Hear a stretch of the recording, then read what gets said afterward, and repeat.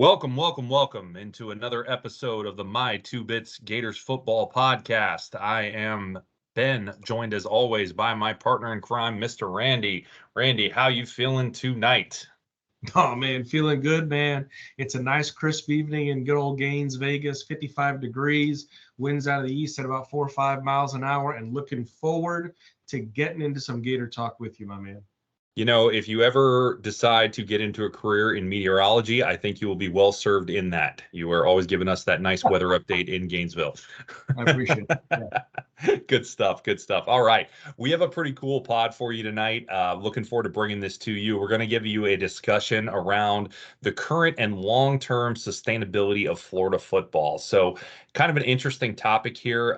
We really want to get into some thoughts we have around this and where we are as a program, both now and kind of looking forward into the future around some different topics and some things that we think are relevant to this as it relates to the team and its current structure. So, with that in mind, we'll start as always with our intro, our mission, vision, and agenda.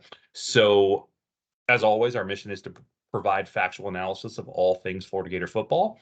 Our vision is to have unfiltered conversation around the product on the field, as well as recruiting and overall coaching decisions. Our analysis will be based on review of film. And while we will express opinion, that opinion should always be based in some form of fact. We will have evaluation of strategy and tactics and observation of player personnel decisions, as well as on-field execution where we can see it. Of course, will be a little less than that, obviously, in this because we are looking more at the positional strengths as we go through and look at this. So what are we going to look at this in this pod? We're going to look at what have we done this offseason to help us get back to winning football, right? Because that's what we all want to see is winning football, right? So we're going to have a discussion around that, some subtopics around recruiting, the transfer portal, and what we've done to invest in our current players. And then we're going to take a look at the 2024 team and kind of look at based on both the coaching changes that we have made so far, and also the player changes that we've made, right? Or whether they've been of our choice or not, right? And kind of take a look, are we plus or minus in those categories, basically on paper, right? So on paper, talent wise or ability wise or coaching wise, are we plus or minus in these groups or at these coaching positions or what it might be by the room, right? So whether it be the different positional rooms for the players.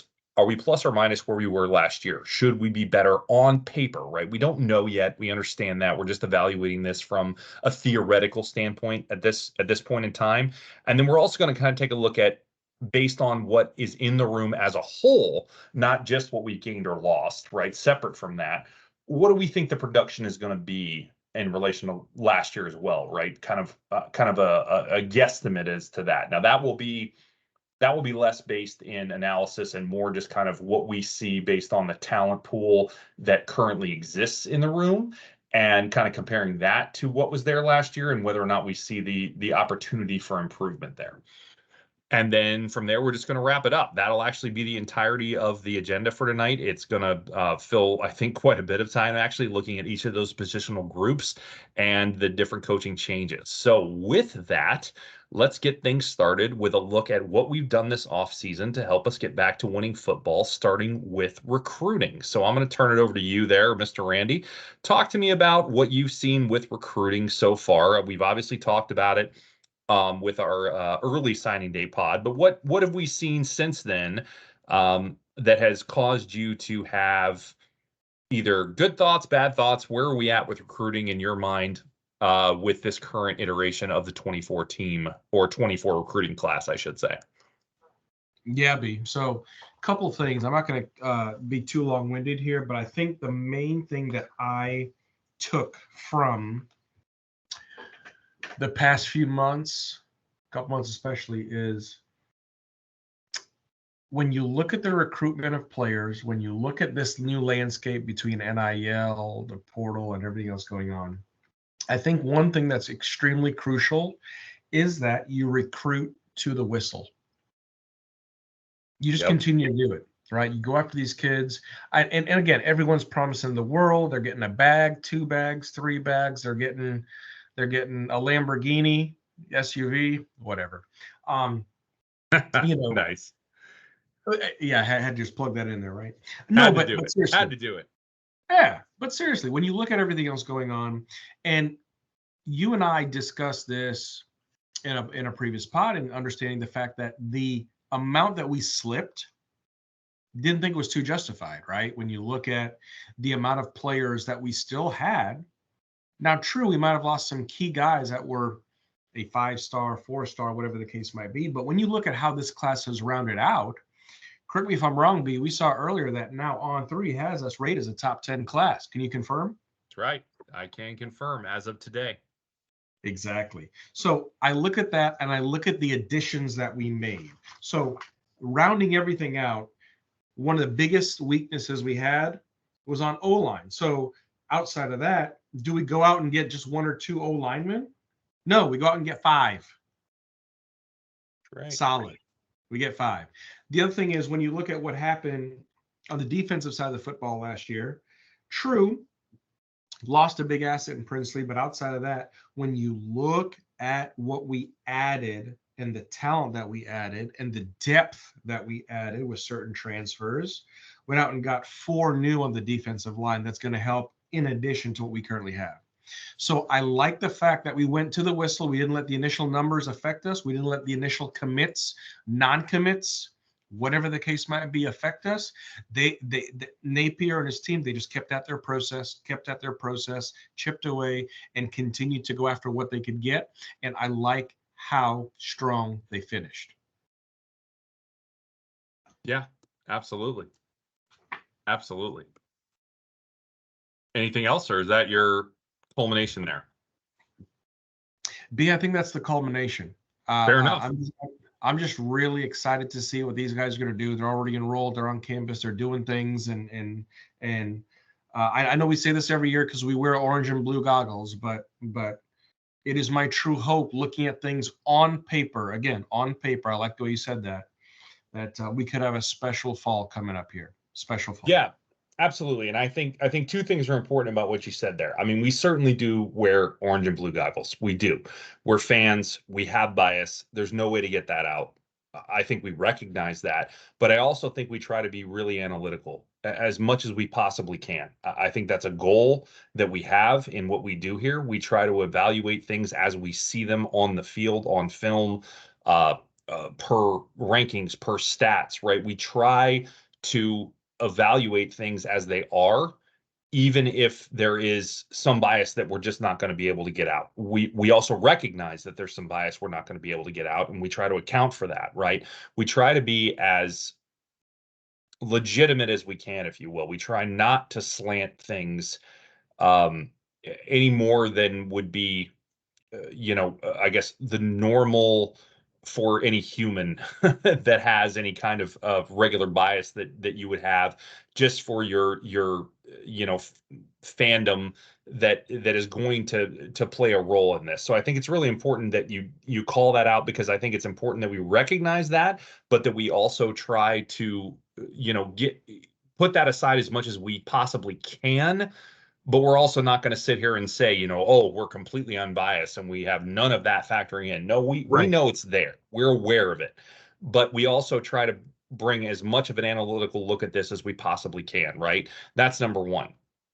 Number 2 is an important thing, as you said, is the on paper piece, right? We're evaluating this from an on paper standpoint. We don't know anything yet about this class, right? There's a lot of unknowns when you're dealing with recruits and freshmen and talent as it's projected. This is projected talent. That doesn't always work out, right? There are plenty of 5-stars that have amounted to nothing, right? Kamari Wilson. Ronald Powell, I'll bring up. RIP, right? Number 1 recruit in the country when we got him years ago. Didn't amount to much of anything, unfortunately, in his collegiate or professional career. Pretty unfortunate story there, kind of all the way through, and gone much before his time, and really unfortunate in a lot of different ways. But at the end of the day, what it comes down to is not all talent, projected talent, materializes, right? I mean, there are things that just don't come through the way you would expect them to. So at the end of the day, we don't know anything. We don't know anything. But there are signs and there are indicators and there are projections that look promising in things that we're seeing with this class. So you brought it up. It is now ranked 10th on 3. And maybe more importantly, the average player ranking is 6th. So that's really important too, right? So this is something that we talked about before. It's not just about what your overall class is ranked, because part of that ranking counts in how many recruits you have. So Miami's class is currently ranked 5th, but their average player ranking is 7th or 8th, I believe. We actually have a higher average player ranking than them, but they have 27 recruits and we have 20. So because they have the number of recruits they have with the overall ranking they have, their class is ranked out much higher than ours. Yep. If we had 27 with our average player ranking, we would be like 3rd. So I don't know that exactly. I'm projecting. But my point that I'm trying to make is our average player ranking is legit. It is really, really, really good. We are 6th in the country in average player ranking. It is very, very solid as to the ability or projected ability, once again, of the players that we have in this class. And that's really important to keep in mind and not forget. So not only is it a solid overall class in ranking, but is a really solid class as far as the average player ranking. And that is really important. One other quick note, that does not include Jameer Grimsley, because he is a transfer and not part of this recruiting class. So that is a really important factor to look at as well, because again, he was not let out of his national letter of intent by Alabama, so he has to classify as a transfer and not a recruit. So it would be even better if we had him in it as well. So all really important things to consider when you're looking at this class. Turned out to be a really pretty solid class, despite all of the drama on early signing day and all of the, oh, look out for Florida, they're falling like a rock. Well, guess what? Looks like we recovered okay, didn't it? Yep, sure does. So the sky isn't falling. We're looking pretty solid, and all hope is not lost. So take some solace in that, Gator Nation, and know that we're going to be okay. So next thing, let's look at the transfer portal. So I want to look at this from like kind of an overall perspective. From my take on this, we'll talk about specific player additions when we get to the review of the kind of pluses and minuses in the player breakdown that we have coming for the 2024 team. But just looking at it overall, I think we've done a really good job in this section of the transfer portal. Not spectacular, mind you. I know we're not ranked, super, super high. We are in the top 30 for the record. But it's not been, outstanding as it comes to overall player rating. And part of that is degraded by all the players that we lost, for the record, some of the higher ranking ones, obviously. But when we look at it, we've addressed positions of need. And this is the thing that I want to focus on, right? We went after things that we needed in the portal. We needed some O linemen. Well, we got some O linemen, and some of them, I think, quite quality. We needed, a linebacker. Well, we got a linebacker, and I think one that could potentially start for us. We probably needed a couple corners and a safety. Well, we got them. So when you look at it, we have addressed positions of need in the transfer portal with players not only that have experience and have, the potential to have an impact and potentially, in a lot of cases, start for this team next year. That's really quality work by this coaching staff to get players in that are going to have an impact for us on this team next year. We didn't do a great job of that last year. All jokes or whatever aside, Mertz, yeah, great job. Aside from Mertz, can we really call out a transfer from last year that was an impact player? I don't really have one for you. I mean, Mazkua was decent. Hudson was pretty good. It's about all I got for you. That's where the list kind of ends for me. Aside from Graham, that's really the only thing that really stands out as being anything that was especially solid in the transfer portal. So I'm really happy to see a lot more guys that I can kind of point to and say, yeah, I want to see him play. Right? There's a bunch of them. I got a list, right, that I'm looking forward to see on the field next year, either in a starting role or even as a, rotational guy, whichever. But a lot of them I think are going to start, and I think that's great. I think that's what you want, right? You want to bring in talent that is going to be able to start for your team and come in and play meaningful snaps for a significant portion of time. And I think the coaching staff's done a really good job of doing that for the most part in the portal. And again, we'll get to the specific player discussion later. I know obviously we talked about a few of them on early signing day, but we're going to talk about the rest of them today. So what do you got for transfer portal there? All right. Regarding the transfer portal, here's the thing, man. The transfer portal game was extremely tough. And when you look at I like how you said that regarding the oh my, all the issues that people say, oh boy, the Gators are going to do this, they're going to lose this, lose that, whatever the case might be. I just feel like they did the best they could. Could have been better, sure, yeah. But at the end of the day, as far as the various additions, they brought in pieces that are going to help the overall makeup of the team. And the other thing too that I think is really refreshing when you look at some of the pieces that have been brought in. I like the fact that all these guys mention the fact of what they're trying to build. They want to be part of a rebuild. They want to be part of something special. They want to be part of a family atmosphere. And I think the other thing is these transfer portal guys are looking at some of the newer guys coming in 24 class and the freshmen going, you know what? I can build something special here. And so when I look at that and I look at everything else that they are pointing to try and be great, to try and pick the spirits of this program back up, build internally, build from ground up, I think it's going to, I believe compared to 2023, you're going to see a greater impact of those players that we acquired through the portal on the field. And I think they're going to be on the field in a real way, and they're going to bring real impact as soon as possible. I like it. Good stuff. All right. On to the next, investing in current players. I know this is probably something you've got a lot of thoughts on. I'll let you lead on it. What do you think we're doing that matters, that is going to help with investing in our current players to help us get back to winning football? Yeah, man. When I look at how GatorMade is structured and the implementation of GatorMade, they're not just hyping up football players, right?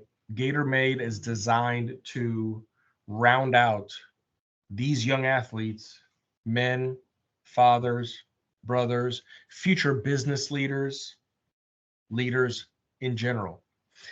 I like the focus around what they've done with GatorMade, especially with the new complex. I love the focus around the academics as well. The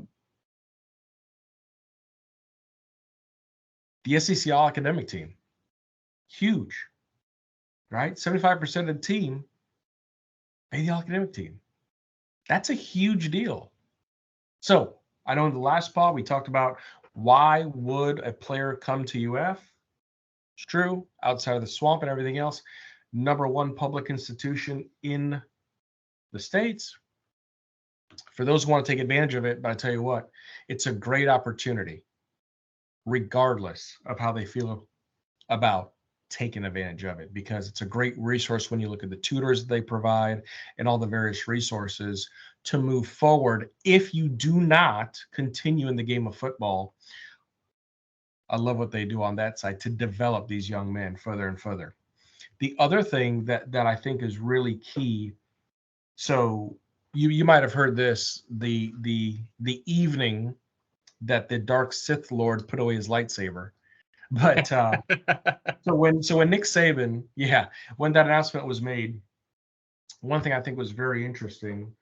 Thanks, Jameer. But outside of that, Napier came out and said the one interesting thing about Nick and Terry is that they take care of their people.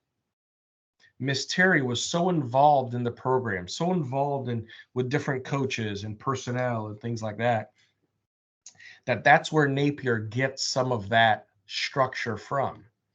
And I want to say it in his time in Alabama. So for those of you who don't know, Napier was fired as the offensive coordinator at Clemson.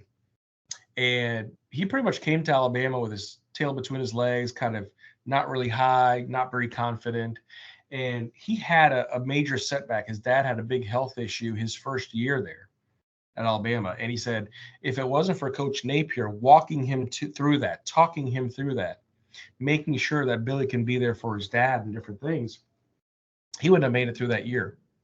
And so the other thing that I think that instilled in him is when you build out a program, when you want a NFL style front office, when you want this certain personnel, when you want, of course, we know the joke, the running joke was when Billy first came to town, the coaching staff outnumbered the players in the team photo. Remember that? Yep.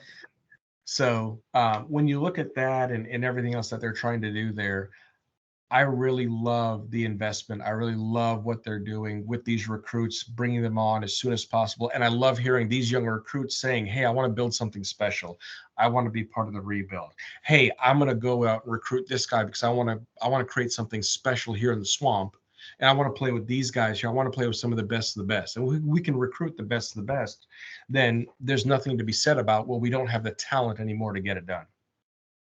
So love what they're doing from that perspective, B. Yeah, me too, man. So really interesting on the academic thing, and I'm going to bring this up. So I'll go in a little more detail here. So we had 137 total student athletes named to the Southeastern Conference Fall Academic Honor Roll. That is a record. Of those, 75 belonged to the football team, which represents a new SEC record, breaking the previous one held by UF. This is the third time that the Gators have set the record since 2020. We put 62 on it last year, which surpassed the previous record of 55 that we set in 2020. How about that? So we broke the record, then we broke it again, then we broke it again. I love it. And not only did we broke it again, but we smashed it twice. So we went from 55 to 62 to 75. So absolutely obliterated it 3 times in a row. And 2 of those are under Napier. So if you don't think this stuff matters to him, if you don't think that this talk about developing the person and not just the player is a big deal to him, there are the results. They speak for themselves. And that's all I have to say about that. And I give him massive credit for this. I think this absolutely is a reflection of him valuing the development of the human, not just the football player. And I absolutely love it. This is what it's about. This is about the drive that he has to grow human beings, right, in their development, not just football players. Not that he doesn't care about growing football players. Clearly he does. But this is about more than just that. And that to me just speaks volumes. You want to talk about a great culture, right? You want to talk about a great program as a whole, right? That is something that not just any university can say clearly, right? We continue to set the bar.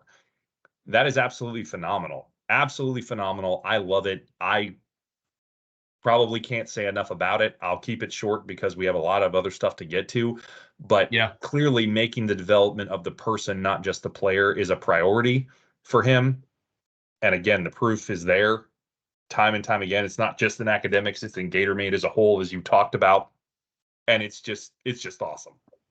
So with that, I think that's a really good kind of synopsis of the things that we're trying to do here overall, whether it's recruiting, whether it's the transfer portal, or whether it's investing in the guys that are already on this team to get back to winning football. And I think the efforts are really solid. I think we're really making an effort on kind of all phases here, and I think that's really good. So when you talk about kind of what we talked about in this pod, both current and long term, I think that speaks to both of those things, right? Like as a holistic thing. What are you doing currently with recruiting and the transfer portal? We talked about it, and investing in current players.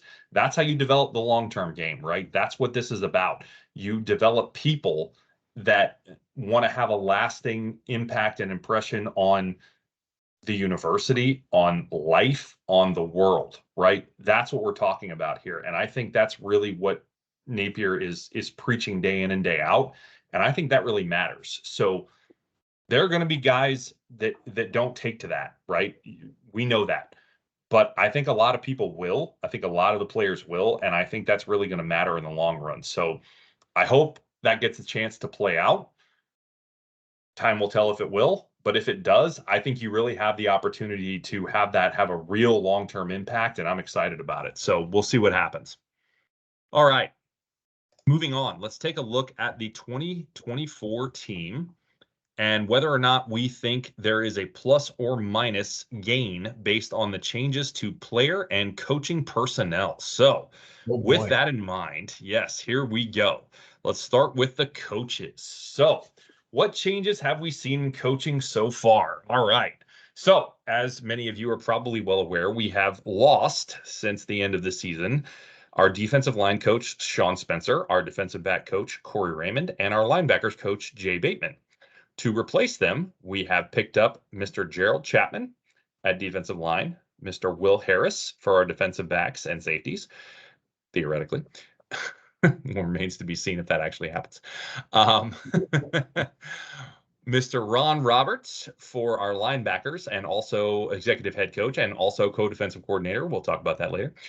And as an added bonus, another special teams coordinator, assistant. What's the right word? Analyst? Analyst is the right word. Mr. Joe Houston, because he's not technically a coach or an on-field coach anyway. We'll get into that. But yes, we technically have somebody else that's going to work with the special teams, at least in practice. So let's talk about the on-paper results of this. Again, that's how we're going to evaluate this, right? Based on what we gained versus what we lost. So on paper, based on my evaluation here, we have gained more than we lost from a coaching talent standpoint, right? So when you look at this, Chapman versus Spencer, coaching talent-wise, Spencer might actually have the edge in this. Raymond versus Harris, I think Harris probably has the edge from a coaching standpoint, based on his track record so far. Ron Roberts clearly has the edge over Bateman in coaching. There's really no question there. And then having the gain of getting another special teams coach, I think you have to, again, I realize it's not a coach, I reuse the word, but gaining another analyst, somebody else to work with special teams, that has to help that department. So that's just a plus straight up, and there is no loss there. So when you look at that, that has to just be a plus. So overall, I think on paper, you have a gain there, right? However, having said that, coaching isn't just about coaching in college, right? It's also about recruiting. And when you look at that on paper, we may have taken a slight step back. Spencer and Raymond have proven to be really strong recruiters, right, throughout their careers. So we will have to see if Chapman and Harris can step up, especially Chapman, and meet those expectations. They do not have the same pedigree there. Harris so far, top marks. He's really done some good things so far, especially in the transfer portal. I'm very much all smiles about him in that area, but it's very early, so time will tell. Again, Ron Roberts unquestionably is an upgrade from Jay Bateman. I don't, it both really in recruiting and coaching, honestly, and should absolutely help the linebackers as well as really the defense overall. The only concern I have in regards to Ron is because of the titles that he has gained, Will there be any kind of power struggle between him and AA when it comes to setting the scheme, when it comes to designing the defense? I don't anticipate that. But again, because of the titles, I can't know for sure, right? Could there be a power struggle there? He used to be AA's mentor at one point in time. Yeah, I don't know. I don't know for sure. So there's a bit of speculation there. We can't know for sure, right? I don't anticipate it. I think it's going to be fine. AA is still the official DC, right? I think more of the titles that were given to Ron Roberts so that we were there so we can pay him more, right? Rather than because we're actually giving him that power. Last but not least, Joe Houston, really nice that we added something there. I hope that will clean up the miscues on special teams that we saw last year, even though they did get better at the end of the year. But I'm hoping that will resolve any lingering issues that might be there, give a little help at practice, and make sure that stuff is cleaned up. And if not, we know who to blame. So at least we got a scapegoat, right? At least. So those are my thoughts as it relates to the coaching changes. What do you got? Yeah, so along the similar vein, the one thing that was tough about Jay Bateman going to, what do you call it again? University of Florida of the West? Florida West, baby. There you go. He just dipped, and yeah, so that was tough. That was really tough to see. He didn't even throw the deuces up. He just pieced out. Right? Exactly. Like he just turned. I mean, talk about 180. I'm out like Trout. So, anyways, that was just a shame to see after everything that he tried to do while he was there. And I thought it was all bought in the orange and blue, but it was what it was. So he was in. I got one more for you. He was in the group chat, and then you just got the message that Jay Bateman has left the chat. That was all you got. Oh, wow. Hashtag 10 points for B Mix. Okay, gotcha. So, but that was the posture. It's like, of all places, you go to A&M. Good luck with that rebuild. Thank you very little. No. All. So I really hope we beat them next year. I got to be honest. That one in Kentucky are the two I'm circling as much as any games on the calendar. Brother, I don't want to beat. I want to mop the floor and run the score up. That bad, Yeah. But yes. So here's the thing. Roberts or Bateman? Advantage, Roberts. Yep. Harris or Raymond? I'd give the advantage to Harris. Here's why. No disrespect to Corey Raymond. He has got a great resume. But it seems as though he might have fizzled out a little bit. He may be past his prime. Time will tell with him going back to LSU, but I'm inclined to agree with you that he may be past his prime. Right? He's back in the bio. And again, I agree with you. He's a great relationship builder. But outside of that, when it comes to the coaching aspect, positioning aspect, there might be, I apologize. Let me revert. We have seen a regression in player development. I'll just say it that way. The film would indicate that we are not seeing the player development that we had seen previously in Corey Raymond's career. That is what the film shows us, right? We're all about reviewing the film, and if you look at the film, that is what the film indicates. So I'm with you there.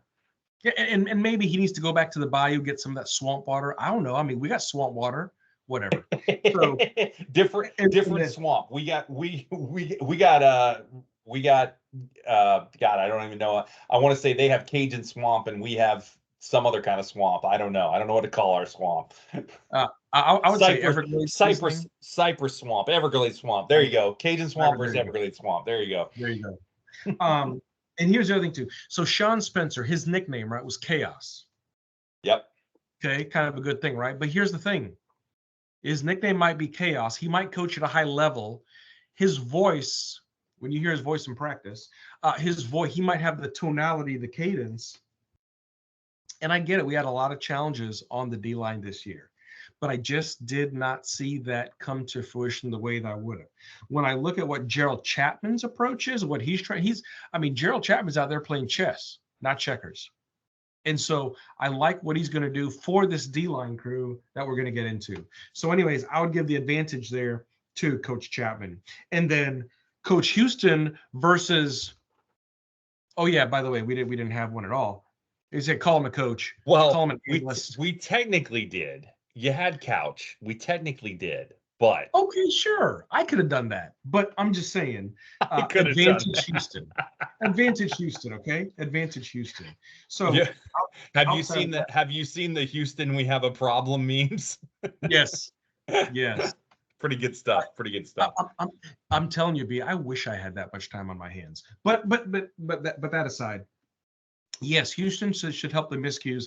And I think really and truly, if Houston really were to work with Crawshaw, obviously he's got a heck of a leg. I don't see why he doesn't have another 5 to 10%, maybe 12% more balls that are pinned inside the 15, the 10. And then when you look at some of the personnel when it comes to returning some of those balls, some of the formation where we get some yards coming back, right, to make up the difference on good field position when we are returning the football.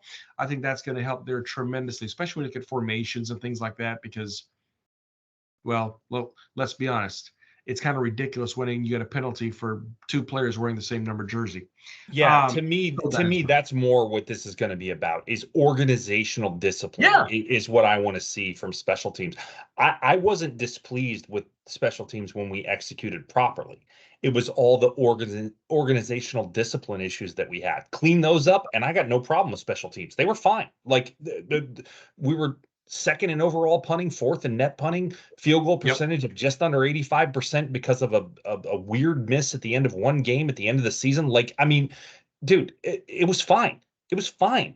Like the return average was decent. The punt average was decent. Like all those numbers, all the stats were fine. It was Yeah. just the organizational discipline. Way too many times having 10 guys on the field or 9 guys on the field to block a kick, the double number penalty, the leaping over, though that one I actually am not even going to have. That was BS. I We know. talked about that. I So know. that's not even an issue. But the overall, just way too many organizational discipline issues. And that's what has to clean up. Get that cleaned up, and I got no problem. Just clean that up. Exactly. That's your job, Houston. That's it. That's your job if you choose to accept it, which, oh, by the way, you did. So yeah. And then the last thing I'm going to say is Will Harris. I concur with you. I love what he's been able to do, but even more importantly is, again, when the Dark Sith Lord put away his lightsaber, he basically, and this is really odd how they classify Grimsley, right? Transfer, this, that, and the other. Again, he wanted to go play for Saban. I get it, no problem.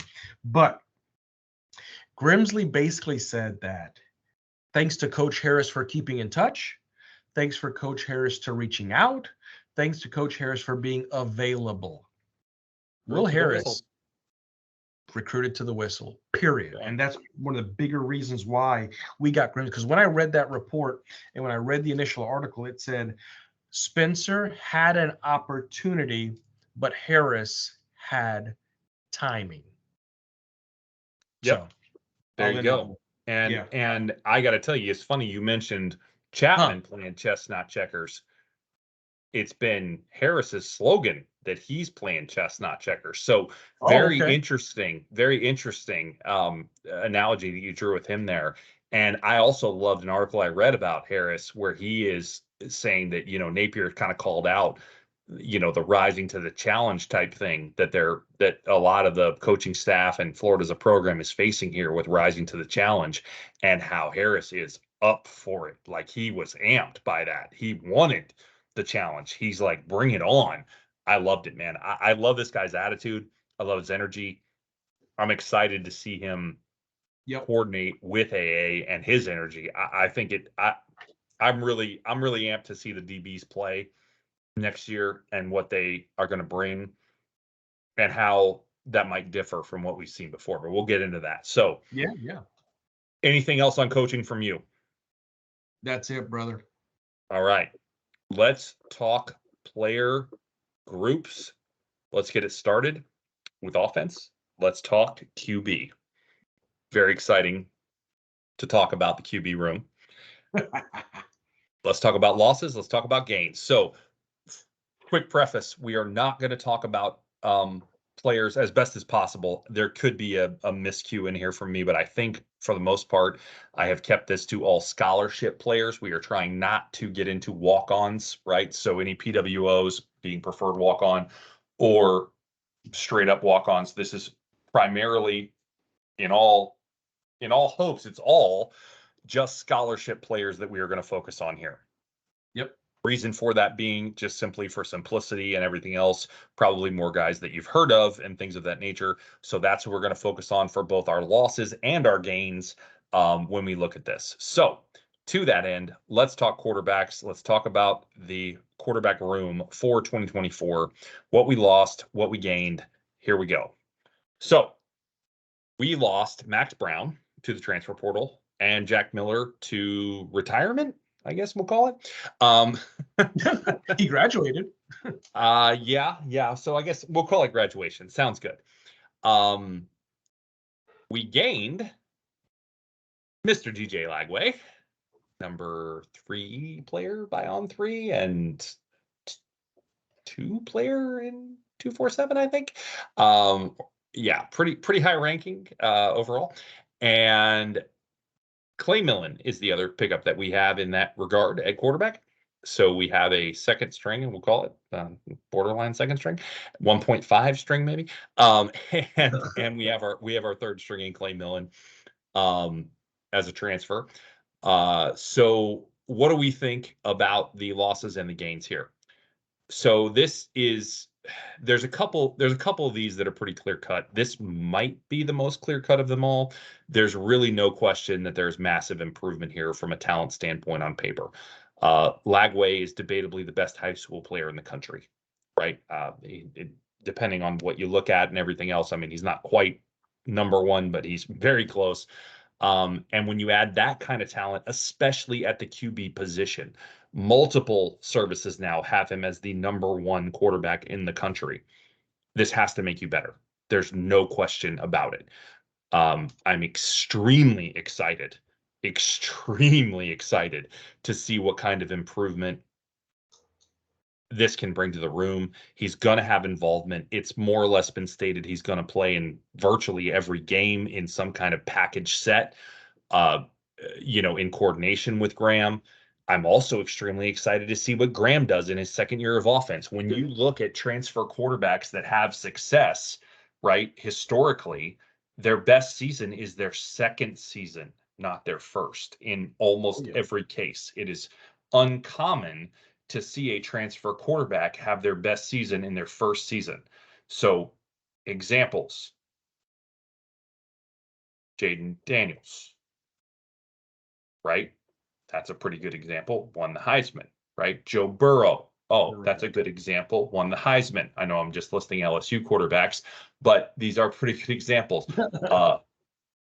The one maybe exception would be Caleb Williams. He probably had a better season his first season, actually, but nonetheless, still very good second seasons in a lot of cases because they become more comfortable and more aware of their options and everything, right? The first year they're learning the offense and they're getting comfortable. The second year they're perfecting it, right? They're tweaking it and they're getting all of the reads in play and everything else that might come into effect with that, right? That's kind of the piece of it. So I'm really excited to see Graham in his full second season with this offense.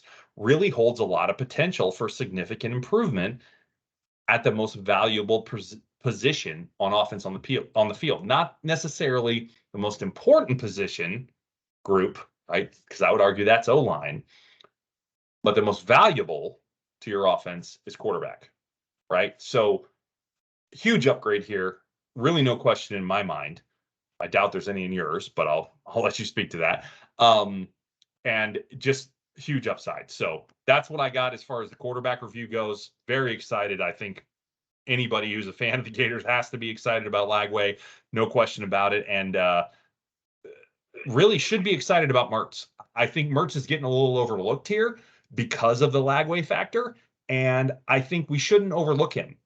He's primed to have a really good season. And I'm excited to see that. So with that, I'll turn it over to you. What you got on quarterback, bud? Yeah, dude.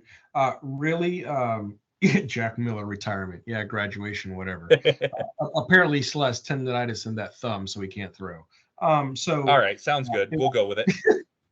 It's tough to see Max Brown leave because I really would love to see what he would do in this offense, especially being a dual threat QB out of Tulsa. Really, really a good talent there, good size, good running ability, right? So tough to see him go. However, when you look at what was brought in with DJ, you already said enough. I'm not even going to say it. Clay Millen coming over from Colorado State. Norvell trusted him to throw the rock, did well, got comfortable. He's going to be a great backup. Aiden Warner coming over from Yale. Great addition. No disrespect to Leon or Lease. Those guys will stay on the practice squad, keep those arms hot, heavy, and ready. But at the end of the day, the lineup like Mertz, Lagway, Millen, and if you need to get to Warner, that's going to be phenomenal. I love the fact that you called out the second year progression of a quarterback. Now, he wasn't a transfer, but if you look at Kyle Trask's second season, the season that he just absolutely had a phenomenal year, right? Pretty much kept up with Burrow, throw for throw, almost touchdown for touchdown.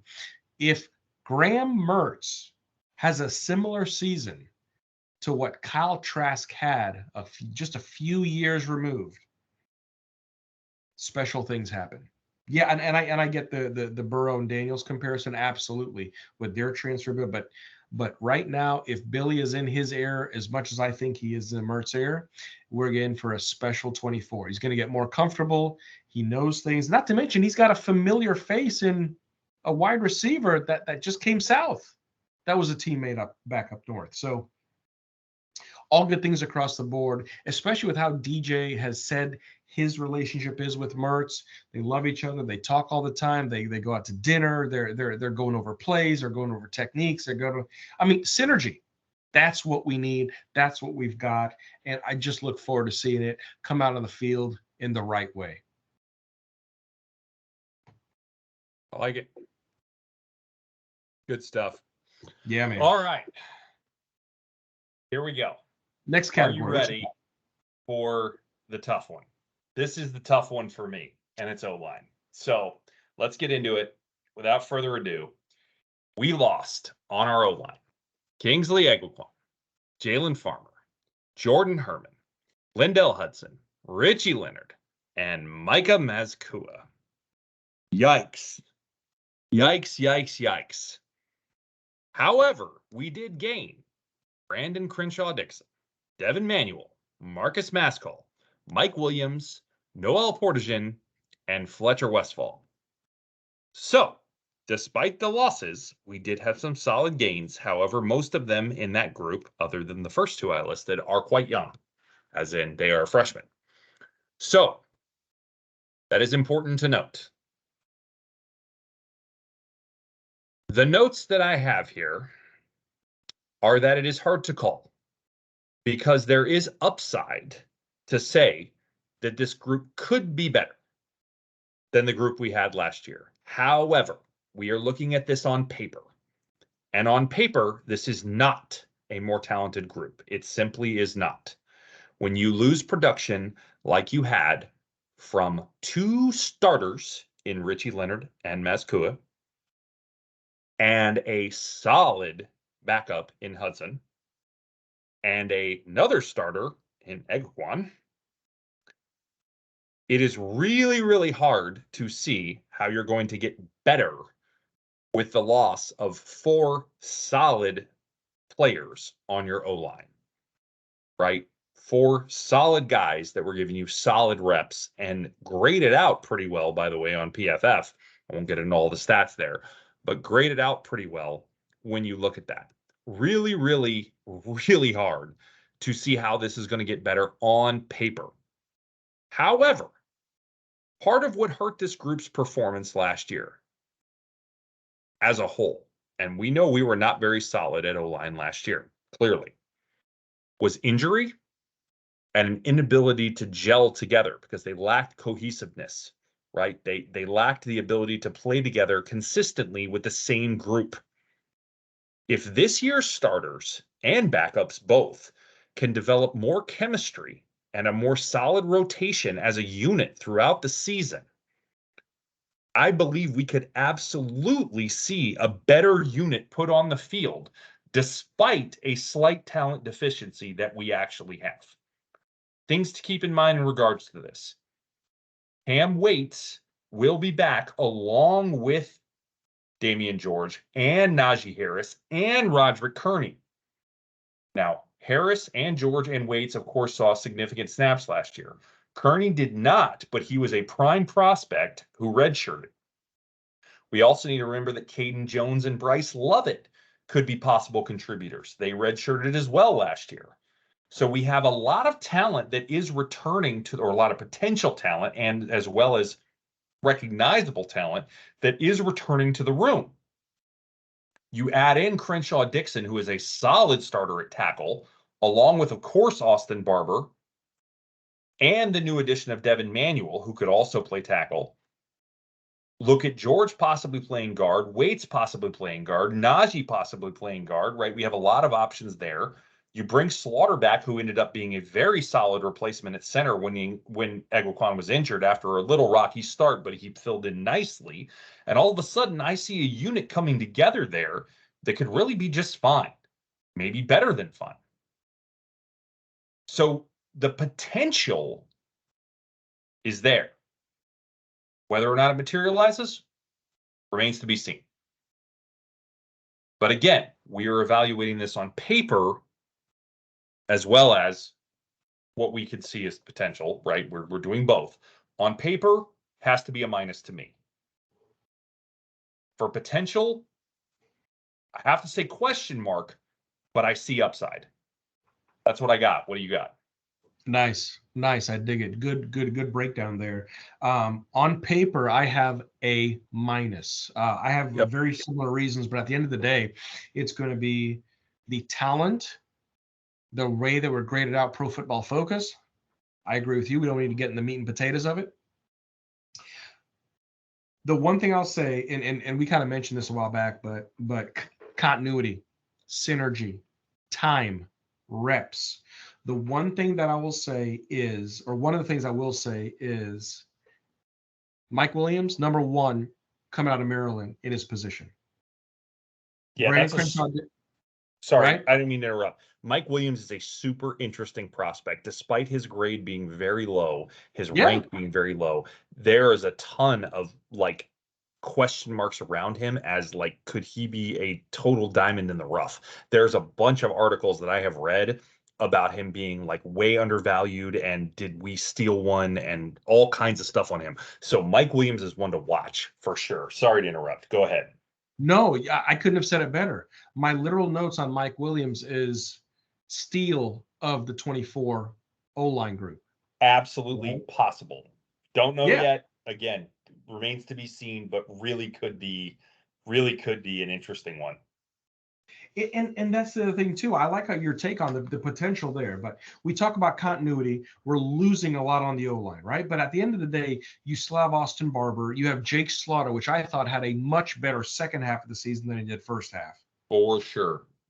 Cameron Waits, man-child. Okay. Damian George. If we can just take Damian, and I'm going to take 2 cents out of your chapter here. We take Damian. And where do we move him from what to what, B? Well, what do we do with Damian? Tackle the guard. Don't let me see that man play tackle again for Florida football. Napier and I are going to have a fight if I see him at tackle. I swear. Tackle to guard. All right. He is slower than your granddaddy's molasses as far as securing the edge. Okay. So that's why he needs to be shifted. No problem. Najee Harris, I think he's going to have a much better – and that's the other thing, too. When you look at the line, whether it's O-line or D-line, experience, time in the trenches, that matters. It matters. So that's why I think Brandon Crenshaw-Dixon, he's going to come in and automatically slap some people in the face and create massive impact. Devin Manuel, here's the thing. People are like, okay, great. He's a transfer. He ran a 3-star, whatever. Devin Manuel came from Arkansas. People might not realize – but Arkansas kind of had a dual threat quarterback. Arkansas's got some good players. They have some playmakers, and Devin Manuel torched us last year when it came to giving Jefferson the opportunities that he needed to pull Yep. out the win. Yeah, that's And right. so, It's true. right. So when you look at those, I'm looking at that going, okay. And again, what we have seen with again, look who's playing for USC right now. That was playing for us a couple of years ago. You got Tarquin out there, right? Yep, Tarquin. Well, he transferred again, but yeah. Sorry, you're right. He did. But again, with O-lineman, it's really tricky. Experience matters there more than I think just about any position minus quarterback. 100%. Because if you don't have the reps, if you don't understand how another 287-pound human is going to bounce off you, the hand, the technique, the hip, the foot placement, and keep yourself healthy, that's the other thing too. I think this group is going to be a lot healthier than the 23 group. So on paper, it's a minus. From the eye test, the optics, stock up. It's going up. It's going up. I like it. I like it. I'm right there with you. All right, I'm gonna put you on the spot real quick. Give me your preferred starting five on the O-line for next season by position. Go. Holy smokes. You did put me on the spot. You know what? I'll tell you what. Let's go. Okay, see, this is I want either Jake or not. I think it's going to be Jake at center. Yep. Okay, and then we got George. I think George is better on the left than the right. I agree. So left guard George. Who you got at left tackle?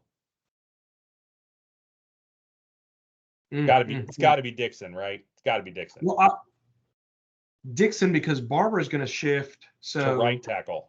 To right tackle, where he was better the year before last. He got forced into left tackle, but he was better at right tackle. Yeah, because of the injuries, he had to shift, right? So correct. If he goes back to playing right tackle, he's going to be great. Correct. Who's right guard? It's probably have to be Devin. Could be, but he's more natural at tackle. I want Cam Waits at right guard. Oh, fair. But I'm not opposed to Manuel if he's able to adjust the position. But I think he's more natural tackle. I want to see him rotate with either Barber or Dixon or both, whichever he's good with. But that's what I want to see. And I think you do that and you put that into rotation. And you have Najee rotate with the guards. I think that's a solid line, man. I want to see that. And so you like Jake at center as well, or would you rather see Najee at center? No, I want to see, and maybe Najee needs to rotate at center because that's the one position I don't know who the backup's for. But but I want to see Jake at center for sure, no question. He was solid at center in the second half of that year, like you said, really, really good. Yeah. So anyway, sorry, I know I threw you a curveball there, but I like it. I think again, if we figure that out early enough that we can get that unit cohesive and gel and don't have injury. That's a key. I really like where that potential is. And maybe one of those other guys, right? Maybe Lovett, maybe Roderick, right?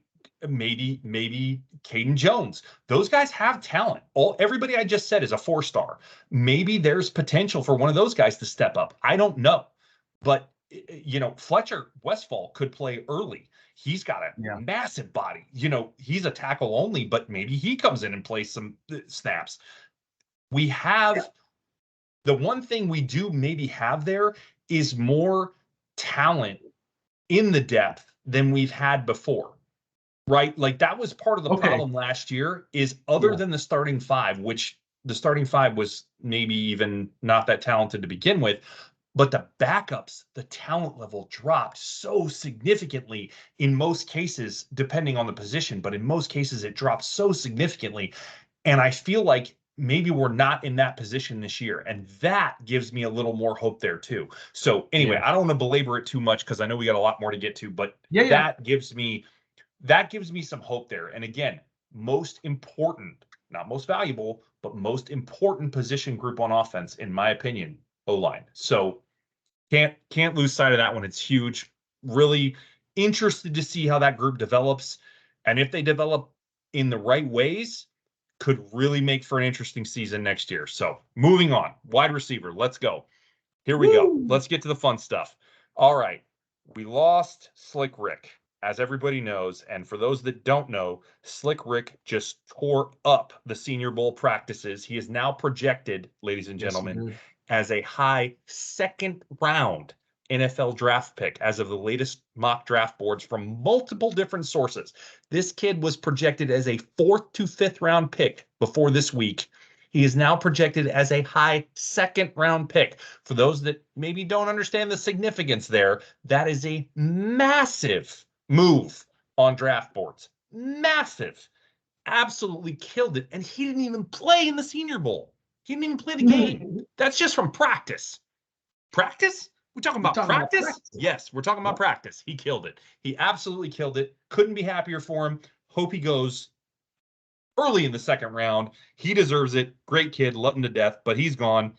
Yeah. Wish him all the best. Hope he absolutely goes on to have a Hall of Fame NFL career. Great kid. Love him to death.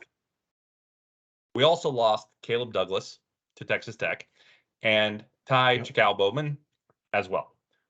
However, we gained Chimere Dike, Jeray Hawkins, Mr. Speed. Cannot wait to see that kid play. And Tawaski Abrams. So those are our pickups versus our losses. So as much as I really, really, really wanted another high-end receiver from the portal, CJ Daniels, why didn't you come here? Oh, kills me. Overall, talent-wise, I have to rate this as a slight plus. And here's why. Despite Ricky leaving, and as good as he was, the other two, no disrespect, Caleb, were not as good, not near as good as the two we have coming in to replace them. So when you look at the overall composite here, talent-wise, on paper, this is a plus. Close, very close, but it's a plus as far as the gain or loss, right? It's a close plus. So we improve just barely. However, what I'm more interested to see is the gain we get next season from Gene and Mizell stepping up to play alongside Trey. That is where I'm really interested to see this receiver room grow, because I don't necessarily think we see a ton of Hawkins or Abrams next year, maybe a little bit, but I think it's Gene and Mizell's show next year to step up, step out, and then of course DK is going to get a starting role, I think, kind of in replacement of Ricky at that position. He'll be probably the starting, X or Y receiver, or Y or Z, receiver, because X is the slot. And that, I think he will be on the outside playing, kind of filling in the role for Ricky. And then, of course, you'll have Trey in the slot. And then we'll have either Gene or Mizell, probably interchangeable, playing the other side of the field in 3 receiver sets. So that's what I'm looking forward to seeing, and really seeing some impact from those guys as Billy Gonzalez continues to coach them up, develop them, get their route running better and everything else. Now, Gene showed promise for that, and then he got hurt. So I think that kind of stunted him a little bit, but I'm really looking forward to seeing him come out. And then if you talk to people around the team, Mizell was the fastest receiver on the team last year, including Trey Wilson. So we all saw how explosive Trey Wilson was. And they say Gene is faster. Or sorry, not Gene, Mizell. Now that's straight speed. That's not quicks, right? Difference between quick and fast. He's faster, not necessarily quicker, right? But interesting to get some more speed threat out there. This room, the one thing you can say about this room for next year is, holy cow, there is a lot of speed coming out of this room. And I mean a lot. So be very interesting to see how we utilize that, how we leverage that, and how we hopefully get some downfield out of that. And of course, you have Khalil Jackson coming back as well, gives you some size, right? Some ability to go up and get some balls that are a little more potent, a little more powerful in regards to that. So what do you got on wide receiver, bud? Dig it. Yeah, man. Slick Rick, love you, man. Great job, killing it at Senior Bowl, the practice, not the actual game, but great job on boosting your draft stock. Caleb Douglas just went back home to Texas. That's all that was. Taj Bowman, same deal there. Go back, fine, no big deal. Returning, you got Jaquavion Fraziers, Trey Wilson, Andy Jean, Aiden Mizell, Khalil Jackson, Marcus Burke. In addition to that, we added Shamir, former teammate of Mr. Mertz, old Graham Cracker there. Tawasi, TJ Abrams, Jeray Hawkins. Yes, interested in that. Here's the thing. Starting lineup wise, I am digging Gene, Mizell, Trey, and Shamir right there. That's going to be the starter. And here's the thing, especially if Graham gets in rhythm and Graham gets to hold this offense better, like you said, year 2, and we can go a little bit more downfield, not just 6, 7, 8 yards, 9 yards, 10 yards. We're going downfield. Look out. I feel the need for speed. I right? love it. I love it. So throw the ball, catch the ball, but for me, wide receiver group is a plus. It's a plus. There's speed, and that's the other thing too. When you look at Khalil Jackson, some of the catches he made last year that were all hands, that boy can catch. He's got some good stock in him. Of course, we know that. So really, really excited. Jaquavion might not see a lot of time this year. That's okay.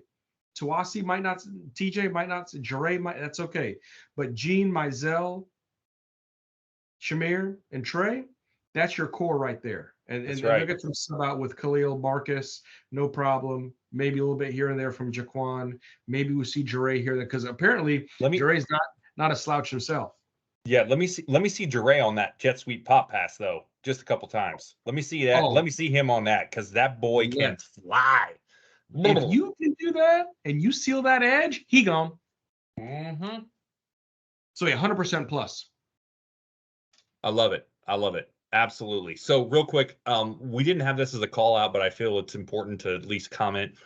Tight end, we don't have reviewed as a position group on here because there's really not much change. We did have, of course, Jonathan Odom and Andrew Sevigny transfer out, as we already talked about as the departures in the previous episode. And then, of course, we have Amir Jackson coming in, as we also have discussed. Those are really the only changes in that room. I think it's a plus for the record because Amir Jackson's talent is ridiculous, and the guys we have leaving are not, no offense intended.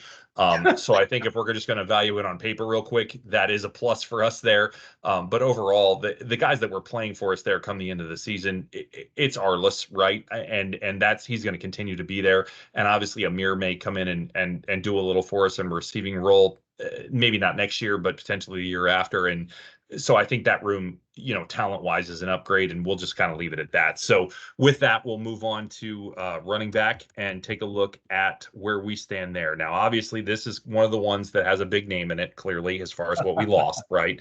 Obviously, we lost Trevor. We all know it, right? We've talked about this at length and how this feels and everything else. But I think it's important to break this one down, right? Because we lost Trevor, but that's all we lost. That's the only running back that left this room. We gained Danen Daniels, Jaden Baugh, and don't forget Cam Carroll back from injury. So there's a couple of positions that we're going to talk about, or a couple of players we're going to talk about at different position groups that we got back from injury because they didn't play at all last season, right? They were injured preseason or even in the spring, and we didn't see them on the field. So in my mind, that's a gain back from the 2023 season, right? Because they didn't play. So we have to talk about them as being gains because they didn't play last year, right? So Cam Carroll's a gain. Now, what condition he'll be in? Will he be back to what he was pre-injury? We don't know, right? We can only speculate. But again, on paper, from a talent standpoint, we're going to evaluate this. Now, even despite gaining these three guys and losing Trevor, I'm still going to call this an on-paper loss, right? Trevor is a special talent. They don't come along like him every day.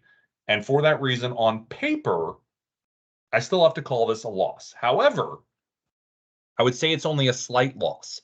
I think the optics here make it look like it's a bigger loss than it actually is, right? It appears much larger than what I think it actually is from a talent standpoint. These guys we picked up are no joke. Daniels is legit. Let's be clear. And Baugh is no slouch either. And getting Cam back is significant as well. I could maybe even make an argument this is almost neutral, really, right? Because of the talent that we gained back in. But in fairness, Daniels and Baugh probably not going to see the field a ton. They got to work on their pass protection, right? They got to get into the understanding and scheme of the offense. So when you look at who's actually going to play from this room, Carroll's the only one that probably has a ton of potential to actually see the field a ton in, meaningful snaps. And that's only assuming that he actually comes back from injury at more or less full steam. So because of that, talent-wise, I'll still call it a loss, right? Additionally, we need to talk about what production looks like. Well, having said that, assuming Carroll does come back, and because we do gain Baugh and Daniels, again, if they get some play time, but more importantly, because we return Johnson and we have our second year of Treon Webb, who is no joke if you saw him play any snaps last year, our production should not fall off one bit. Our production should be absolutely as good as our O-line allows for, period. Now, to a degree, I would argue this is kind of a Napier offense thing here, right? So whatever Napier's offense can do, that their offensive line allows them to do, as long as you have a solid staple of running backs, which we clearly do here, right? We'll go as far as our O-line takes us, really regardless of who is in the running back room, as long, again, as it is a solid staple of talent, which without a doubt this is, right? That kind of goes without saying when you listen to the list of names that I just went through. So production-wise, I don't think we miss a beat from losing Trevor. Is it a loss again in talent? Yes, but only a slight one. So I'm not losing sleep here. And again, I hope Shamar or Asa or whoever decides to come lay the lumber on him in the Florida Georgia game. maybe it's LJ McCray. I don't know. But I hope somebody puts him on his back real hard, real early. And sorry, Trevor, but you brought it on yourself. So we'll leave it at that. What you got at running back, bud? Plus all the way. Trevor Really? Who? Okay, first one we've Trevor disagreed on. All right, talk to me. Trevor who? Trevor who? Okay, this I'm feels a little sorry. spiteful, but I'll run with it. oh, bruh. Your pass protection, unbelievable. Okay. All right. I'll hear you. And here's the other thing too. I get it, you can be a little bit shifty, but do you really need a 10-foot gap to be able to run through to create some space and create a good run? I tell you what, Cam Carroll, I really hope that his knee healed up well and he's working in the room and he's getting his reps in and he's getting stronger and stronger and stronger, because the way that Cam runs reminds me almost of the way Isaiah Pacheco runs for the Kansas City Chiefs. Downhill. That's a bold comparison, sir. That is a bold comparison. Fair. And like I said, I hope he comes back just as eager, just as ticked off and ready to go north-south, more north than south. But that's the thing. He's got that capacity. Trevor, I felt like there are times. Now, here's the thing. I stood next to Trevor, took a picture with Trevor. Thanks for the photo op. That was great. But Trevor and I are about the same size. The main difference between Trevor and I is, well, he's about a second faster. And his legs are twice the size of mine. Okay, fine. No problem. But outside of that, when you look at the pass protection and all the other intangibles, his hands on some of those out passes, that's why I say this is a plus. And especially if you're going to go to that other school north of the border. Come on, man. Exactly. You got Montrell coming back, being the workhorse that he is. Cool. Treon. I don't think people realize how fast he is. He is fast, man. He's fast, right? Eddie Battle. I don't think he's going to get much reps. Eddie had a not the best showing last year. He fumbled a couple times when he got the football. So that was what it was. Daniels and Ball, we'll see how they get thrown into the mix. But Johnson as your first workhorse, Treon as your second, and Cam as your third. I think midway through the season, when Cam gets back into shape and the knee tests out and everything else is good, we're going to see Cam slide into that second spot right under Montrell. I really do believe that. So anyways, outside of that, just player analysis alone, when you look at the difference of losing Trevor Who, I still have the running back room at plus B. All right. Well, I'll allow it. All right. With that, we will wrap up the offense. Let's move on to the defense. And it's funny. I'm excited about some of the position groups on offense. I really am. I'm interested. You know what? Interested is a better word to see what comes out of it. I'm excited about Lagway, of course, and I'm excited about some of the receivers because of some of the speed threat, but I'm really more interested to see what some of the things are and what they do, and interested in a positive way, not just interested in a curious way. I'm excited about some of the defensive groups, man. I'm excited to have this piece of the conversation, especially about these first two. All right, let's get into it. D-line. Here we go. So, as everybody knows, we lost Princely. We lost Chris McClellan. As you may not know, we lost Keenan Landry, and we lost Will Norman. Will Norman has still not transferred to another school, FYI. He was one of the first guys in the portal, still isn't anywhere. Just a little side note. Okay. We have gained. Not a coincidence. Yeah, perhaps not. We have gained LJ McRae, top 10 recruit in the country. Brian Taylor, DeAndre Robinson, Micah Burrow, George Gums, Joey Slagman, and Justice Boone back from injury. Can you say plus? Can you say plus? Can you say plus again? Plus. This D-line is significantly better talent-wise on paper. And I am excited to see this group play, especially when you factor in that Caleb Banks is coming back. This room is stacked for next year. We are going to be better on the interior. We are going to be much better at the edge because now we have threats on both sides. Can you say TJ Searcy? Can you say Kelby Collins? Can you say LJ McRae? Can you say Brian Taylor? Can you say Justice Boone coming back off the ACL? My goodness, we are loaded at edge, absolutely stacked at this position. And then coming back, Caleb Banks, coming back, Des Wattsman, coming back, well, not coming back, I'm sorry, but Joey Slackman coming in from Penn, who is a top 25 transfer portal player. Oh my goodness, we are loaded at D-line. So Mr. Gerald Chapman, Mr. Mike Peterson, let's go. I am so excited to see this room wreak some havoc. So forget chaos. Let's see havoc. I'm ready for it. What do you got for me, man? I am tuned up about this room. Give me what you got. I can tell, and I love it, and I will echo it. So I'm not going to get into the depth that you did because, quite frankly, I don't even want to follow that. You did such a great job. Thank you. No, seriously, dude, with this crew and what we're seeing, I know a lot of people are saying, well, we're not going to be that good. This is not going to be that good. It's going to be more of the same. Folks, I'm telling you, last year we got cheated. And I'll say it like this. We had Princely on one side and Justice should have been. Princely was on the left. Justice was on the right. Justice, unfortunately, tore his ACL before the season started in practice. We got cheated on that. Yeah, we really did. We really did.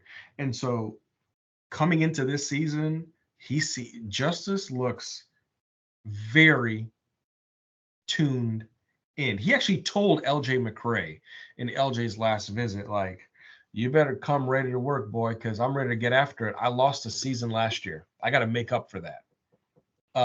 He's hungry, right?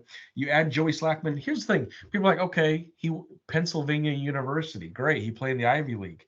Here's the catch: what people don't know about Joey Slackman, he was also recruited by 6 other schools. Yeah, That's pretty heavy, right? Brian Taylor, JUCO transfer. Brian Taylor is a freak of an athlete.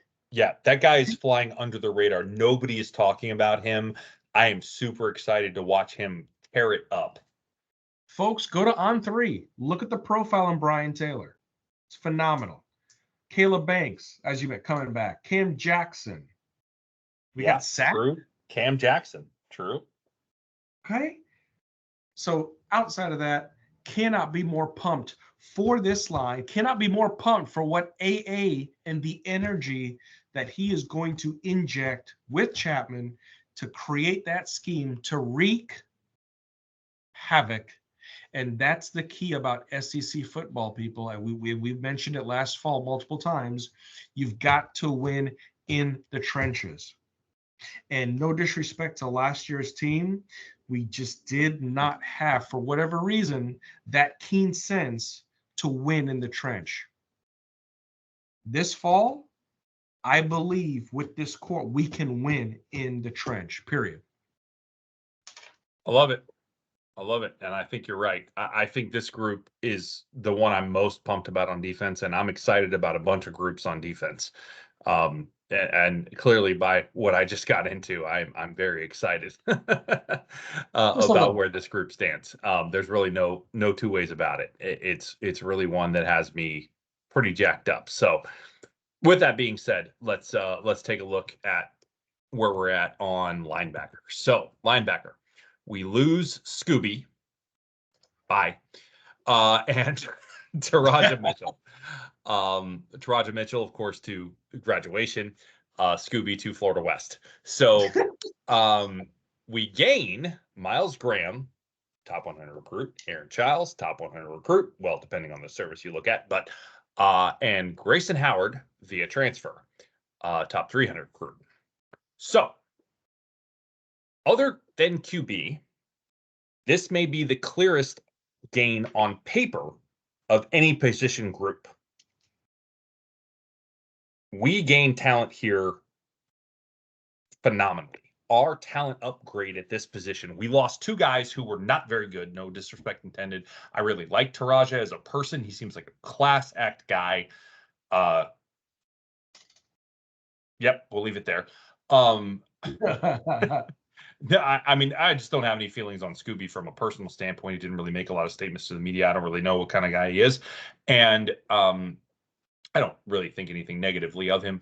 But talent-wise, we saw what we saw, and it is what it is. But Taraja, talent-wise, left a lot to be desired as well. We lose those guys, and we pick up a bunch of really talented dudes. In addition to that, we get Shamar back from injury, of course, even though, of course, he played last season. But interestingly enough, for those that don't know, we kind of talked about this a little during the season last year.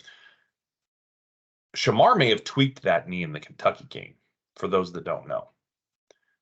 So after the first 3-4 games of the season, Shamar may have been playing slightly hurt to begin with. And then, of course, he gets fully hurt in the Georgia game. So he may have not even really been himself for several games there. And yeah, I think him coming back this season as a junior, watch out. This is really his season to shine. I think he really could show out and really be an outstanding linebacker, and yet to be seen who'll play next to him. Of course, we also bring back Manny Nunnery, who entered the portal and then came back out of the portal and said, yeah, I think I'm going to stay. We also, of course, returned Derek Wingo, who has his shortcomings, but homeboy can tackle. And I like linebackers that can tackle. Oh, yeah. Coverage is an issue, but I'll live with it sometimes when he can tackle, right? You're not going to run on Derek. He's got some game for that, and I love him in a blitz package. So anyway, the upside of this room might actually hold even more potential than D-line. as a piece in this defense. I am genuinely excited to watch the front seven of this defense next year. It could be legitimately scary. You heard me talk about at the end of the year last year that I saw the potential for this defense to be really strong next year. I feel even stronger about that now with the transfer portal additions, the recruiting. Miles Graham might play next year. Hell, he might start next year. I won't put that out. He is legitimately awesome as a talent. He is that good. So we may see him next to Shamar. I don't know. Time will tell. Spring will tell. Right? Summer camp will tell. We'll see what happens because I think Grayson is the more likely candidate. However, who knows? Miles Graham's legit. So we don't know what's going to happen. But at the end of the day, the linebackers that we're going to put on the field are going to be a lot better than the ones we put on the field this year.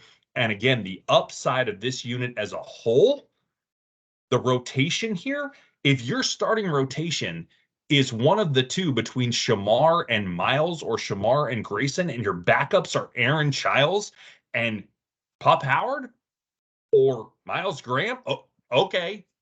And you're bringing in Derek Wingo for blitz packages, Manny Nunnery for coverage. Yep. We're good. Sounds good. I'm in. All in. This is a unit that I am also extremely excited to watch, really happy about. And I have not felt that way about the linebacking core at Florida since, I don't know, Brandon Spikes was on the roster. It's been a minute. So this is really, really exciting stuff. What do you got for me on linebacker, bud? Yeah, love it, man. Love it. Plus all the way. Has to be a plus. It is a plus. Buy Scooby. No more Scooby snacks for you. Go enjoy over there. And Mitchell, I agree with you. Class act, good guy. What a rotation though, man. Manny Nunnery's coming back. Wingo's coming back. Shamar. You remember we talked about after that Kentucky game and just Shamar in general and how he looked. And it's like, okay, the tackles went down. And then after the Georgia game, it's like, okay, shut him down, surgically repair the kneecap, get back to 100%. I believe this fall he comes back 100%. But in addition to that, Manny, Derek, and Shamar are going to anchor that linebacker core because they're going to have the opportunities with AA, because of the packages, and of course with Will. And in addition to that, now you're bringing on a top 100, top 300. And like you said, I wouldn't put it past if Miles does start or Aaron does start. There's potential for it. But the one thing that I will say, after seeing some of the tape on Aaron and Miles, tackling technique. Yep, it's really good. It's really tackling good. Is the fundamentals that they have. Hopefully, I think will translate to the college game, and they're tackling a little bit faster, a little bit quicker, a little bit bigger. But at the end of the day, when we look at the amount of tackles that we missed last year, when we look at the amount of times that a linebacker, it's my pet peeve, gets trucked. Yeah. I think a lot of that's going to be diminished this fall. Super stoked about it. Linebacker core, nothing but pluses. I love it. Speaking of getting trucked, let's talk about corner. Wow. So, guys, we lost that like to get trucked. Jalen Kimber. Oh, okay. Jaden Hill still hurts. And Jadarius Perkins doesn't hurt at all. Okay. Guys, we gained. Now, the quick note here. The guys we gained at corner, we are going off the on 3 definition of position here. So could be some dispute here about who's a corner, who's a safety, but we're going to take on 3 for how they define the position. So run with us here. And if you have some guys that you think of as a corner versus safety, just go with us on the definition of position here. So gained Teddy Foster, Jameer Grimsley via transfer, which is silly, but there you go, and DJ Douglas. So based on this, we absolutely gained more than we lost on paper. Not like a dramatic amount because Jaden Hill has to be taken into account here, and he was excellent. He really was excellent. However, the other two were not excellent, right? Again, Jalen 2 years ago was really good, but last year, again, maybe just press man isn't his thing, right? We talked about it. And Jadarius, when he knows who to cover, he's good, but when he doesn't, oof. So looking at this on paper, and on film with DJ, looks pretty good. Looks pretty good, and I think it's a gain. Jameer is the one who really puts us over the top from a talent perspective, though, as far as the gain goes, right? Teddy and DJ are probably, kind of equivalents to Jadarius and Jalen as far as the talent spectrum goes, but Jameer clearly, top 200 recruit, really, really solid. Looks like a great get. Not sure how much he'll play next year, but regardless, overall, the room gets upgraded.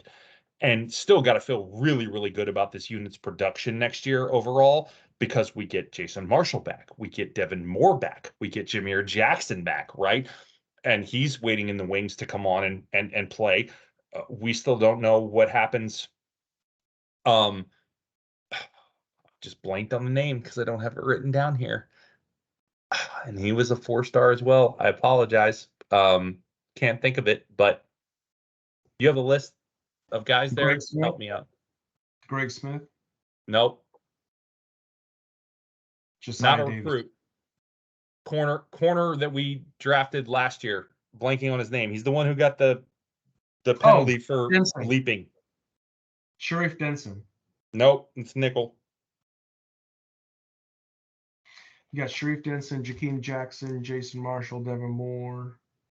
Keep going.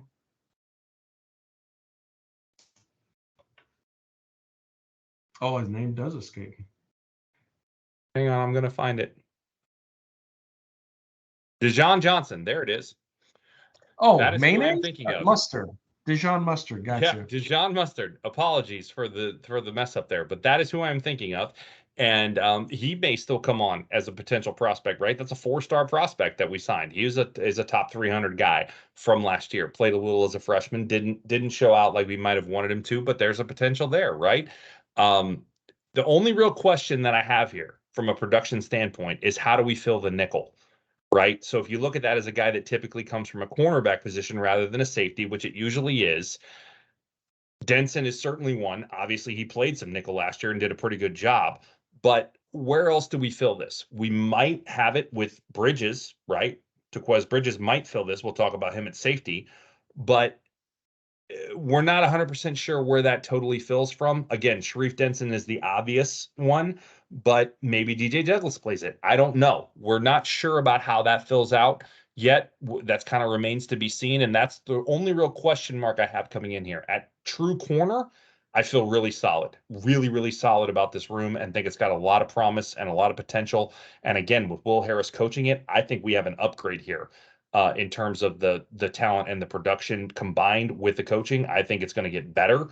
It's the nickel that I still have kind of a little question mark at because, again, Jaden Hill did a really good job there. And I'm a little concerned that production might get a little bit worse. But again, remains to be seen. So what do you got at corner? Yeah, man. So a little bit different take. I think it's a plus. I do. I think it's a plus. I think it's a gain across the board. But here's why I don't think it's as significant. And I know what you mean regarding the loss. I know Jaden was tough for you. But at the end of the day, when you look at the tackling, okay? Yep. Mitchell missed, according to Pro Football Focus, Mitchell missed almost 28% of his tackles. Okay. So Mitchell's a safety though, right? So sure, I get that. But coming back to it based off of that, look at Hill. Hill missed 27% of his tackles according to Pro Football Focus. Really? Wow. Yes. I would not have known that. Okay. No, right? So that's the other thing. With Will Harris, with the other pieces coming back, it's a plus, it's a gain. I like what I saw out of Jakeem Jackson last year. Devin Moore is going to come back better. Devin got lost in some pass coverages last year. He got beat a couple times. I think that's going to be much different this year. Jason Marshall, folks, Jason Marshall was like that annoying brother to me, and the older brother, and I just wanted to pick on him, and I just wanted to just, he had this particular air about him, and he was left over from Mullen, and what do we do with Jason Marshall? I tell you what, Jason Marshall had a phenomenal end to the season. Yes, he did.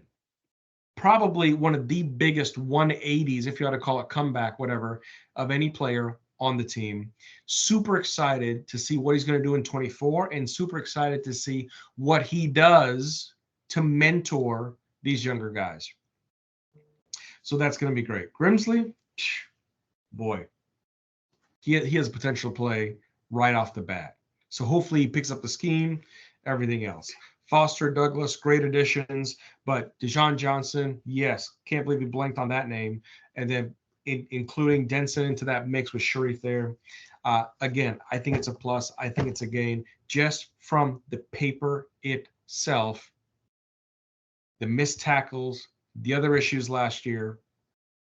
It's a gain. It's a plus. I'll leave it at that. Yeah, man. And I'm with you. I had it as a plus too for the record. It's just, for me, the only question was that production at nickel, right? That's my only question mark. And I'm not saying that's a minus. I'm just saying that I'm not sure. And it's kind of a question mark for me of what do we do there? Because Sharif wasn't bad there, but I'm just not sure that he's capable of playing it at the same level consistently that we saw from Jaden at that position. Really interesting stat there about the 27% missed tackles, though. I would not have known that. I thought Jaden was really solid on tackling. He missed some coverages sometimes, rarely, but he did. But I would not have known 27% missed tackles. That's crazy. That's good to know. Yeah. It's good to know. Makes me feel a little better, honestly. At least, but yeah, you can thank Pro Football Focus for that. All right, good enough. Good enough. Okay.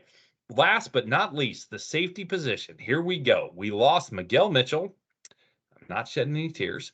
And we lost Kamari Wilson. Again, not going to lose sleep. Really, again, we mentioned this before. Class act in his leaving. Really, really good stuff that he had to say. I will compliment any kid that leaves in as classy a way as Kamari did, and I'll do it again. So kudos to him. Wish him all the best. Just didn't work out here, and sometimes that happens. So, yeah, what did we gain? Well, again, according to On3, by the positional definition, we gained Gregory Smith, who is recently upgraded to a 4-star in both services, On3 and 247, which is why we gained that spot in recruiting class, by the way. Yes. Asa Turner, really nice get out of Washington. Josiah Davis and Triquez Bridges. So, and again, Triquez is kind of the one that's most questionable here. He could play either or, but technically defined as a safety. So, very solid improvement here from a talent standpoint. On paper, no question, significant gains. Mitchell did not play well last year at all. He is not, in my opinion, an SEC safety, despite the fact that he transferred to another SEC team. I don't think he's an SEC safety. I just don't. And we all know Kamari barely really played at all, right? There was a fit problem here. Hey, again, wish him the best at Arizona State. Good luck to him. So the quality of talent and play, right? Talent and production, whatever you want to call it, we are bringing in with these recruits and transfers both is very solid and should produce a much higher quality of on-the-field production next year, as well as in the years to come. I am really glad to see some more tackling from this group next year, because if there's one thing that I am sick of seeing in one position group in particular, it is the safeties not tackling well. No offense to this group as a whole, but the one thing that really, really missed last year was safeties not making tackles. The one position that should tackle well on the field besides your linebackers is your safeties, and woof, we didn't do it. As Randy always likes to say, we got trucked, we didn't do the trucking, and I am hoping that some of these additions will make changes in that. So that is what I'm looking forward to. What do you have, kind sir? Yeah. Not a whole lot different. Mitchell, Wilson, it's all good. Bye. Those additions were phenomenal. And not to mention the pieces that we have returning. I think it's just going to get even better. Even better, right? So Jordan Castell's coming back. That's going to be, he had just a great freshman year, and we do know that a lot was asked of him, especially when Shamar went down. There was a lot asked of him, but either way, can't say enough about the safety group. I want to see these guys just lay out, for lack of a better term, and just hit some people. Asa Turner from Washington. If people think, okay, it's Washington, they're out west there, they throw the football a lot, they run the score up. Asa Turner can hit. Yeah, he also allowed 0 touchdowns in his last 70 something pass coverages or some number like that. 76, right? 146 career tackles, 7 tackles for loss, 6 INTs, fumble recovery, and yes, no touchdowns allowed the past 76 coverages. Love it. Okay. Good stuff. I'll take that.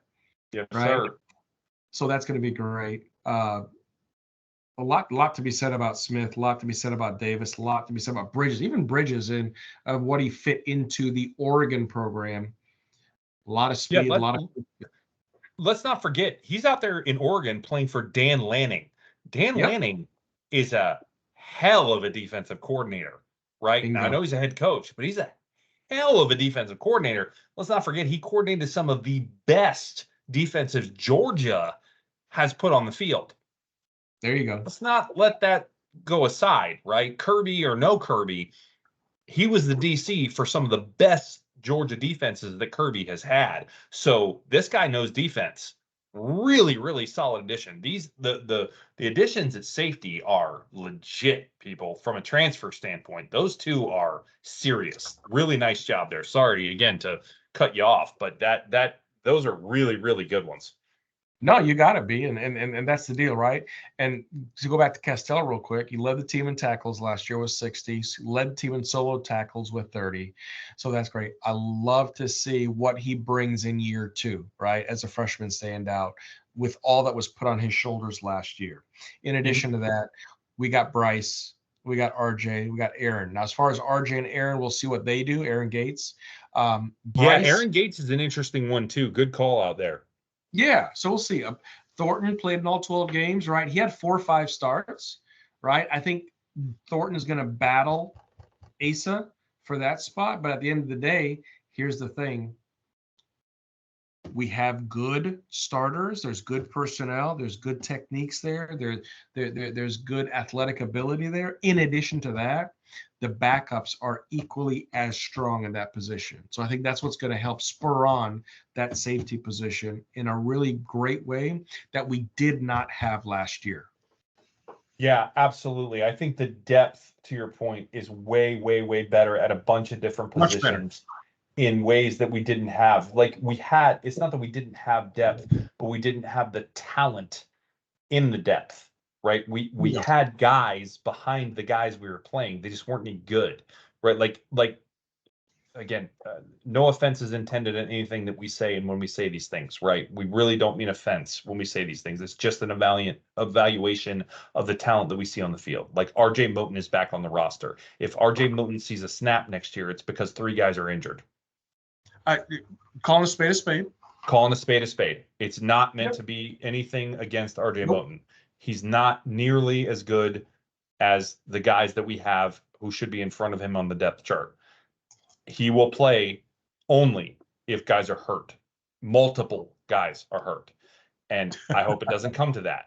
So, like, to your point, I think Ace is the starter, clearly. I think Bryce is the backup in all likelihood. Again, barring something weird. And maybe Bryce takes a big step forward and he is the starter. Hey, if that happens, it means Bryce has taken a huge step forward and that's great. But I think in all likelihood, he's the starter. But then we have a backup who's coming in and learning from him and getting a lot better in Bryce and probably not making a bunch of the same mistakes that he did last year, not missing some of those tackles, not allowing some of those explosive, not taking some of those bad angles that he did last year. And that's the point. And this happens all around the field because of some of the talent, some of the depth, some of the positions that we brought in that make the team better overall. And that's what we need to see here. The starting talent we had last year was not bad. The players we had behind them were extremely weak. It's just calling it what it is. Yep. And that is part of the reason why we were not as good as we probably could have been, whatever the case you want to call it, right? The drop off in last year's team was significant from starters to backups. And especially when you started to get into some of the injuries, it really got rough. So hopefully a new strength and conditioning coach, having less injuries, having better starters, having better backups, these things are going to make the team a lot better next year. This is the hope. This is the hope. These are the things that it looks like on paper. We want to reemphasize this. We are not promising. We are not guaranteeing. This is just what it looks like. So with that, any other closing thoughts that you have from this breakdown of the current and future state of the football program, sir? I'm just going to sum it up like this. Overall, when we look at the different positions that we just reviewed, I think we have to say gain across the board. So that's my first thing, is gain. Secondly, some of those numbers are deceiving. By what I mean by that is the way some players are ranked, the stars, whatever the case might be. That's going to be key. The second thing that really stood out to me is depth. We said it a couple times, but to be more specific, last year, and I think, B, that was a great point you just made. Last year, it seemed like when we got the injury bug, boy, we paid for it. Yeah, agreed. You know, we struggled. And so this year, it's interesting to see the depth that we have. And so I think depth is what's going to carry us through. I love the fact that last year we did not quit in games, but at the same time, you look at hard work, you look at talent, you look at skill, you look at all those things combined. And I think we have reloaded in a unique way that can help propel us through that beast of a schedule this coming fall. And again, folks, I know it might seem like orange and blue goggles, whatever, it's fine. But all these other things on paper, they point up, and it points to a good progression, and it points to hopefully a very competitive, a very spirit-filled, winning season, whether it be 7-5, 8-4, whatever the case might be. We're not going to get carried away beyond 8-4, are we? I know, no. But can we be competitive? Can we put a better product out on the field? Can we excite? Can we play with passion and intensity? Can we play to the whistle? Yeah, that's what I want to see. I love all those points. Now, you said one thing, and you said pluses across the board, except we agreed that on paper, the one position group that is not a plus is the O-line. And that, to me, is going to be a huge key. It's going to be a huge key, because we both talked about the fact that on paper, it's a minus. Maybe not a huge minus, but a minus nonetheless. And that was talking about a unit that already wasn't good. And talent-wise, we went down. So, yikes. Yikes. That is not good overall when we really look at this thing holistically. So, number one, can we make any more additions in the spring portal? I think that would be helpful, number one. Number two, if we don't, which I hope we do, number one, but if we don't, is this unit going to be able to pull some of that magic off that we talked about, right? Are they going to be able to find a way to gel? Are they going to be able to get some guys positionally at places that work better for them than they did last year, i.e. Damian George at guard, Damian George at guard, Damian George at guard. Oh, I'm sorry. I get a little worked up about that one. What was that again? I don't want to see that guy play tackle. If you haven't noticed, people, but that is really going to be something that I am going to get on my soapbox about really hard next year if it happens. But anyway, this is the kind of thing that we're talking about, though. That position group, I think, most of all, is going to be something to really key in on as we look at everything, because I think really everywhere else we're either, borderline, plus or minus, or really neutral, whatever. It's really close, or we're significantly better I mean, that's really what it boils down to, right? From looking at this, except O-line. O-line, I don't see an argument for how we're plus on paper. I just don't see it. So Sure. what are we going to do there, right? Are we going to do something to make us plus, or are we going to figure out a way to get these guys to play together in a different way, in different positions, better in their positions, better mix of talent at the positions, right? Whatever it is that makes them play better, again, as a unit. It's the one position group that plays more as a unit than any other position group on the field. So there is hope that I have there, but it is hope more than data, more than statistics, more than numbers that I can use to back that up at the moment. So hopefully, again, we see improvement there, but I don't have anything to back that up at the moment. So it's a wait and see thing on the O-line. And that's the one that could really make a difference really in our season next year. So it's a wait and see, it's a fingers crossed, and we're just going to have to see what time will tell. And that's the big takeaway that I have from this whole thing, as much as anything, is what happens with the O-line. So with that, we'll bring this thing to an end. Really appreciate everybody for listening to this. I know we went on for quite a bit with this one, but I think it was really cool to kind of get into this and look at all the different position groups. And I really enjoyed it. Really appreciate everybody for taking the time to listen. So with that in mind, wherever you are and whenever you may be listening, thanks for taking the time, and we'll see you around, Gator Nation.